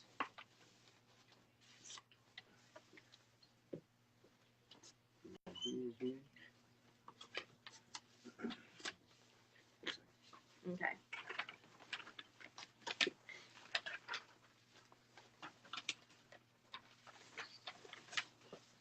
By the way, just a quick plug. The Stunt Pod, Joe Hooker and Jack Gill did an interview on the Facebook page. Look up the Stunt Pod on Facebook. So that's a pretty good show. So everybody go there. You can get a lot of good information. There's been a lot of good stunt coordinators and stunt people that have been interviewed there. Thanks. Nice. Yeah, I listened to it this morning. It was really good. But Pete's been doing stunts for over 40 years. He's doubled Robert De Niro, Sylvester Stallone, Al Pacino, and Don Johnson. He was the winner for Best Fight in the 1986 Stuntman Awards. It was for a fight that he did with Vince. Dietrich Jr. Yes. He's cool. Steve Picerni, Spiro Rosados, Paula Moody. It was for the film Tough Turf with James Spader and Robert Downey Jr. And you were nominated for Best Fight Choreography for Paramount Studios' film Deuces Wild at the American Cinematography Awards in 2002. I feel like I want to start hearing your stories already. Can we start with the story? Well, the story is, There's listen, more awards too, but you know, doubling, when you double, you know, leads in films, as many of the people in this room, or in fact, everyone in this room has done, or big leading actors. And it's a responsibility because you're them and you're making them look good. Mhm. Interesting, you know, stories with Robert De Niro. I was working on a train in a train sequence with Bob De Niro and Marty Brest, and the only people that were in the car were myself, the DP, a camera assistant, Charles Grodin, De Niro, and myself, and Dennis Scott, who was doubling Charles Grodin. So they're doing this dialogue scene, and it's like 2 paragraphs of dialogue, and I'm sitting there, you know, listening to Robert De Niro and watching him act. And I usually was taught, well, you have to have a lot of respect for the writer's words, and you have to say them exactly how they are, or it's like a no-no, or it would be a crisis or a sacrilege if you do that. So I watched Bob do 5 different takes, said the same thing 5 different ways, 5 different sets of words, and I was like, wow, I was just amazed. So then it came time. The next shot was Dennis Scott was handcuffed, and I had to push him off of a moving train going about 17 miles an hour into a bunch of lava rock. So Marty comes up to me and says, Pete, Bob would like to kind of try this once, and he kind of wants to like maybe jump off and kind of run it out and see how that works. I said, that's a phenomenal idea. I would love to have him do that. I'll tell you what, let me rehearse one, and if he wants to do it, be my guest. That'd be great. Awesome. So we do this, and you know, I have Levi's on and a thick leather jacket on, which was his wardrobe. I had shin guards underneath that, and I had some quarterback pads on, and I had some stuff to protect me because it's just rocks below. So, you know, and I'm lined up behind Dennis Scott. The train gets up to speed. We only have a certain section because we have to hit this certain section, or we'd go off down. What speed were you guys? It was about 17 miles an hour on the train. That's pretty fast. Yeah, and To so jump off of, yeah. at least. So he says action, and as much as I could do, I had to push Dennis because he was sitting on the train car like I am now, and I was behind him in a position like I was starting a track meet, right? So running the 440. So I pushed him 2 steps. He started just shoulder, just rolling down the hill, and I got up, and both my knees, you can see my black shin guards. I ripped both knees out of it. The jacket was okay, and I was full of dust and full of rocks. So De Niro just walks up to me. I see him. He just walks up to me. He just looks at me and goes, and he walks away. So obviously, he didn't, want to do that, but he's a great guy. I double him also in a film, 15 Minutes, that John Herfeld directed, and I was nominated for a Taurus Award for that. And I was tied to a chair and had to do a fight with Oleg Tokarov, who was an ex-famous. Can I tell them what Taurus World Stunt Awards are? Yes. Well, since we're not recognized by the Academy, we do have our own stunt awards, the Taurus World Stunt Awards, and they award different categories: best high work, best fight, best car work, and they're awesome and really fun. And sometimes people jump out of helicopters onto the stage. Sure. But so you were nominated, or you won that one? No, I was nominated for that one. Okay. And that was in like 2002. I was nominated for that. That was a really difficult thing to do. Charlie Picerni who's a Stunts Unlimited member, did a hell of a job choreographing this fight, over tables, onto the floor. And to credit, the science and art, the production designer, it was a hardwood floor, like in a New York City apartment, but he duplicated the floor with an 1.5 inches of high density foam to make it duplicated. My favorite thing in the world.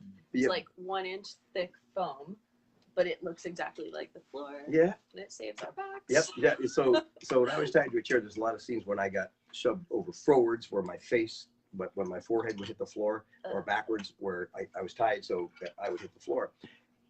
if it wasn't for the fact that he did that, it was already pretty good rock when I hit it. But those are the little things that make what we do, a science. Another thing they were speaking about, Hooker was speaking about the boxes, how they compress. Well, I did a little this Elvira Mistress of the Dark thing, and Monty Cox was the coordinator, and we were up 10 feet in the jail cell, and there was 4 of us, 1 on each side, and we had to jump through like the plaster of the ceiling, and then hit the floor, and it's 10 feet to the cement.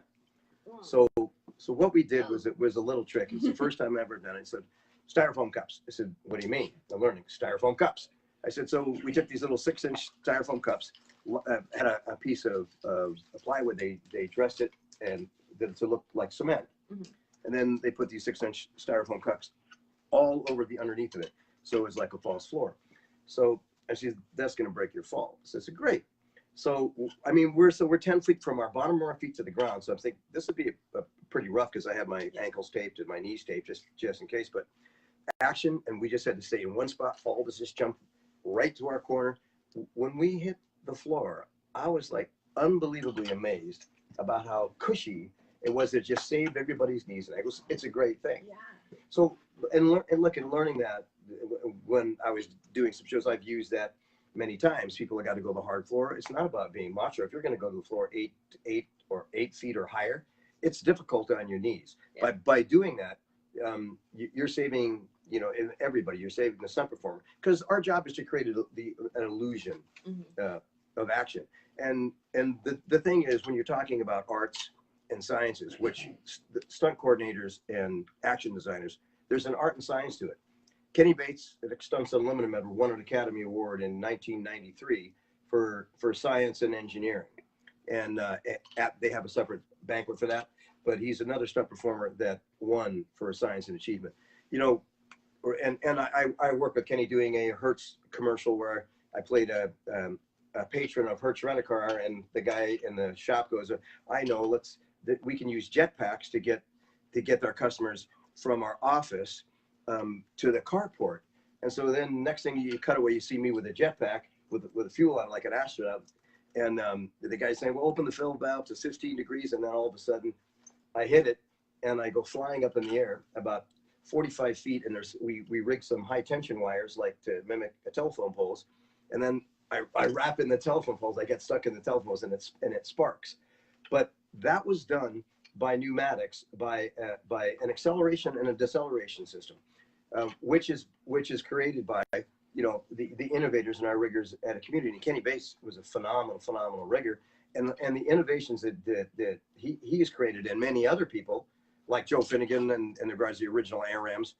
People don't know these names. There were big boxes and just went straight up and down. And then I got a gentleman named Kenny Andoza who had these little short metal AirRams that I went off when I was 21, and they weren't like these new ones, like they're forgiving, just went shh, poo, that was forgiving. Yeah. These, you touch them, bam, and if you missed, your legs are in your face, your knees are in your face. Totally. You had to be, you were a pole vaulter like me, so your body had to be complete. Your body had to be complete line with your feet, your knees, your hips. So you had to be straight to hit that, to hit it right. Yeah. So it's a different thing. And when you're creating action, like in War of the Worlds, that big television series, we were doing AirRams about in between 20 and 25 feet under the ground. And it wasn't like at that time, I didn't know much about. There's so many more pads now, but we had to pad up. And when we did some things, you went to the ground. If you went out breakaway windows, you went to the ground. And usually they were seeing the ground. And our biggest beef of being stunt people is that, well, wait a minute, I just did this fall out this window, and why did you cut before I hit the ground? That's the best part. That's the worst. Yeah, but in regards to the academy, which is why we're here. Here's the economic. This is the ecosystem of how it works. So, like Joe said, 22 out of the 25 biggest action box office films of all time are stunt related. In other words, 22 of the 25 biggest box office films in the history of cinema. 22 out of 25. Yep, of the biggest box office successes in the history of cinema are action related films. So how that works, and just the Fast and Furious series, made over billions of dollars at that. And then you have merchandising, and you have Transformers, and you have the merchandising, the Lethal Weapon series. I mean, all of the series throughout the ages, and now you have Wonder Woman coming up, and you're going to have more merch from that. But the billions of dollars that is made from that, and respectfully, if you tried to watch a trailer or they wanted to promote that and they had no action in it, it'd be boring to watch. It's different, you know. So the economics work very simply. The billions of dollars that are made pay the executive salary, they pay the studio's overhead, they pay the agents, they pay the managers, and they pay the actors the salaries. So the ecosystem that is created by the revenue generated by our profession is certainly one of the biggest value adds that the Academy could ask for. And if we're working as a team with the Academy, because people like Steven Spielberg support us, they support us getting Oscars. John Milius supports us getting Oscars. Martin Scorsese supports us getting Oscars, because we work hand in hand with them. So if we're the action designers and coordinators, and they say, well, look at this sequence, and well, it doesn't work in this location, so would you please help us create something? So we create it, in a sense, write it. We end up directing it, say a lot of times setting the cameras for it, and then our community performs it. So, you know, you're basically, you know, writing, directing, and performing that. And respectfully, that is an art, and that's a science. And there's also an art. There's also an art that people have to remember in films like Academy Award winners, like phenomenally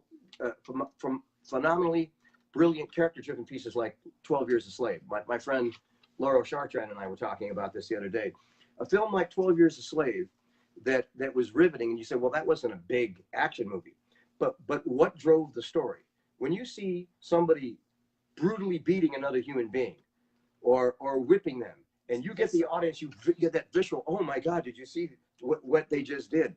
The stunt coordinator and the action designer that puts that together to give it the impact, that's what we do. So on films that are not like blatantly action, like The Last Boy Scout or even Bullet with Steve McQueen with the brilliant car chase done by Kerry Lofton, and many movies are known for their action. Bullet is absolutely known, you know, for the car chase, or Ben-Hur, the chariot race.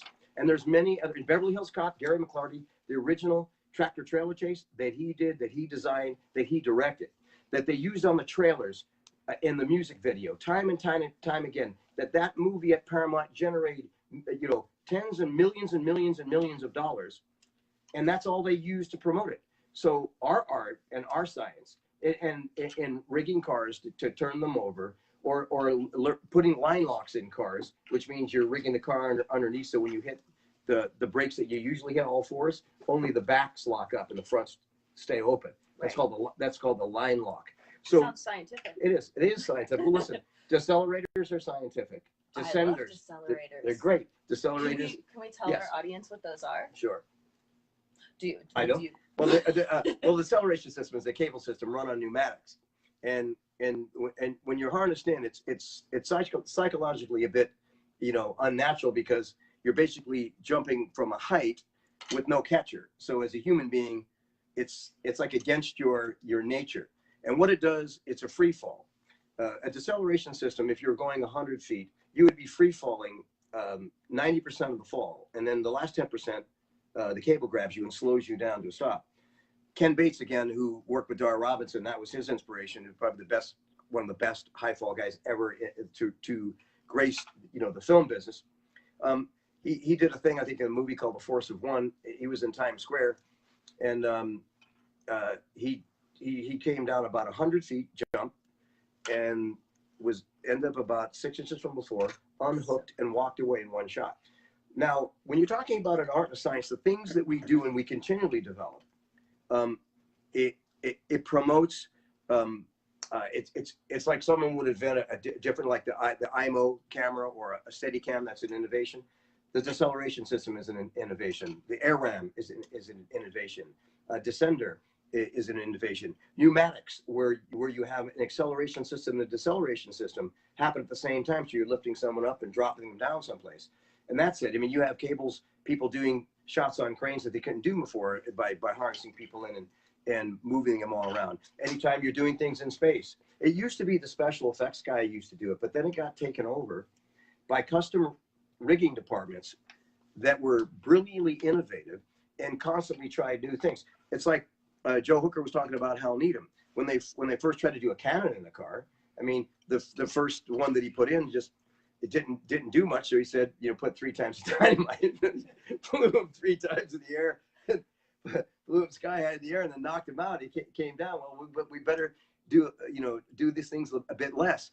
I mean, he's using himself as a personal guinea pig, but that's what it's that research that has gotten us where we are now. It's the research because, listen, the people before me, my mentors, I mean, people like Joe Hooker and Dick Zeicher and the original Stunts Unlimited, which I started because Tommy Huff, brought me in, and Glenn Wilder, the founder of this group, was a powerful mentor for me. And Glenn Wilder is probably one of the brightest men that I know. He would work with the director in a different way. I saw him write scenes. I saw him tell directors how to shoot it.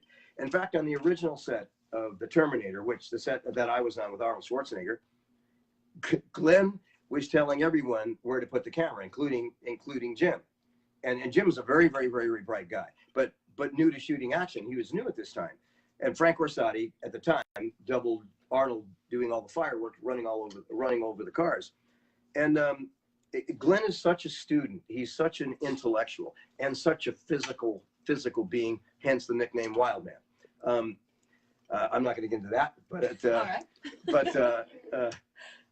leave it at that. But when you have people communicating with directors and producers as an equal and sometimes superior level of intellect, but Glenn is so kind. It's a team effort, and we want the Academy to know that we're team players. We work with producers, directors, production designers. When we're coordinating, we walk into a set, we're scouting location, and if we have action to do, well, we're looking out the ceiling here. We're doing a big fire gag here. The ceiling's only 6 feet, 5 feet. Sorry, it's too low. We'll burn the house down. You have to take the ceiling out. I mean, or we're doing fights and we see a lot of things with edges. We're going to tell them, well, the set dresser and the production center, we're going to come in and tell them to dress it up so we can put that foam down and make sure that all aspects of it are safe. And people that are really detail orientated understand that every little sequence or scene that you do is for the safety and protection of the cast and the crew and the art and the science and the ecosystems that we do, and our contribution to film since the history of the stunt performer. Like all groups, like makeup people, hair people, they had to get accepted into the Academy just like we want to now. Mm-hmm. And every group of the Academy believes that their group is very important and they should be recognized. And what we want them to know is that, stunt coordinators, action designers who design, write, create, and many times direct and many times produce them, and are left with their own crews to go do things, thus as a second unit director, who are stunt coordinators. These people are where the rubber meets the road. They make films. They are filmmakers. And the people at our level, at the action designers, stunt coordinators, second unit directors, they're all filmmakers. And you're an extension of the director when you work. And if you're an extension of the director when you work, how could you not be recognized for that? We should certainly be recognized for doing that, because, believe me, every studio that has franchises, including the one you work on, Wonder Woman, and I have to just tell you that Jessie can do more pull-ups than me, which really pisses me off. But for the incredible athletic ability she has in her heart and soul to love to do this and anything athletic, she understands that when you work on a film with so many wonderful stunt people that they just rehearse and have this magnificent pre-production where everyone has to get in shape and all this action is so focused and put together in sequences, so when they shoot it on the day, everyone's prepared and nothing goes wrong. It's a huge amount of action. And when I saw a film like that, because I believe in the writer's job first, the writing wasn't just a typical show. It was really, it was much more advanced. Just like Black Panther. Black Panther wasn't just an ordinary, comic book show. The show had a real positive message for humanity. Credit the director, credit the writer. But that's what makes, films interesting. I mean, and you can go back as early films as Cool Hand Luke, and look at the fight between, you know, Paul Newman and George Kennedy. I mean, the stunt coordinator was there working that, and the guy, he eats 50 eggs, he gets out and does a fight, and all the little action pieces that we do together, that we do as a team to brainstorm and create with our community, is a contribution to cinema that has been omitted by the Academy for 26 years now. And all we want to do is demonstrate, first through our art and our science, and second, through the financial ecosystem. Because if the stunt community just stopped working, we decided we're going to take 6 months off, it'd be very difficult for them to make a lot of money with the movies they're doing. It'd be very difficult for them to do what they do. Because you look at all the Marvel films, you look at the ecosystem of DC Comics, and you look at all the action in cinema and the series of action films that are in cinema that make nothing but money. What Fast and Furious is up, I don't know how many they've done, 8, they're 8, 9.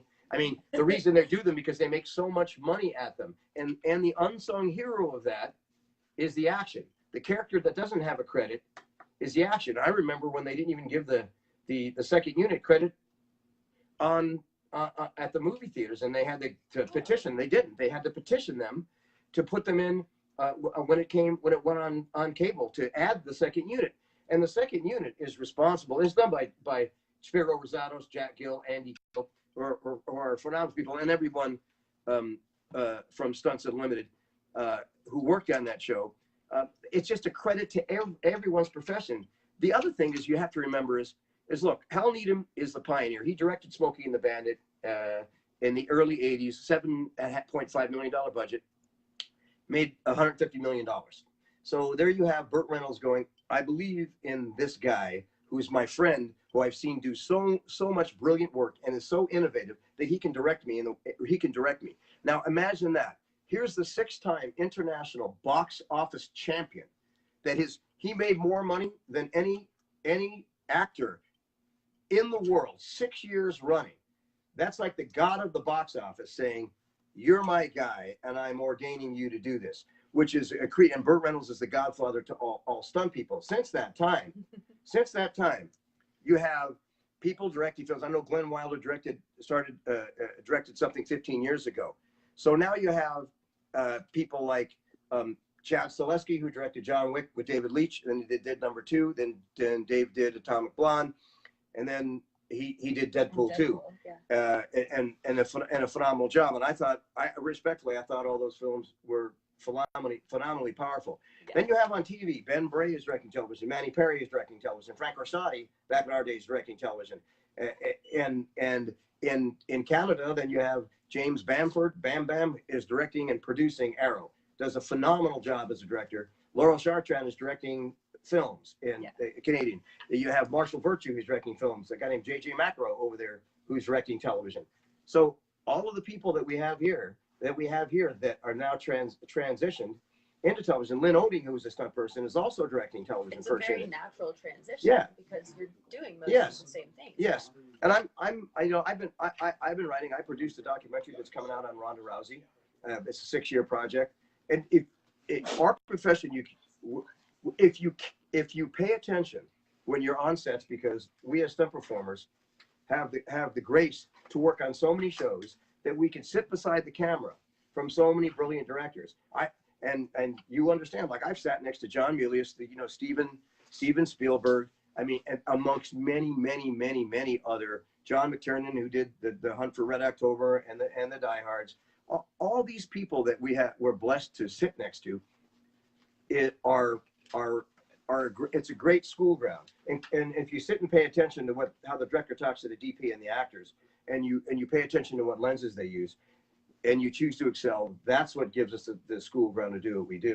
So, in closing, what we do, the stunt community, the stunt coordinator, the action designer, which is what we do, we design action, is an art and is a science, and we continually develop it as the days go by, and it's evident in the work we do. And certainly, there's always a story inside of the action, a story inside of the fight that we have to execute playing other people. So in a sense, we're embodying other performers and we're acting as well. And that's it. And then everybody go to Twitter and Hashtag Stand Up for Stunts, hashtag boycott Oscars, and www.oscarforstunts.com.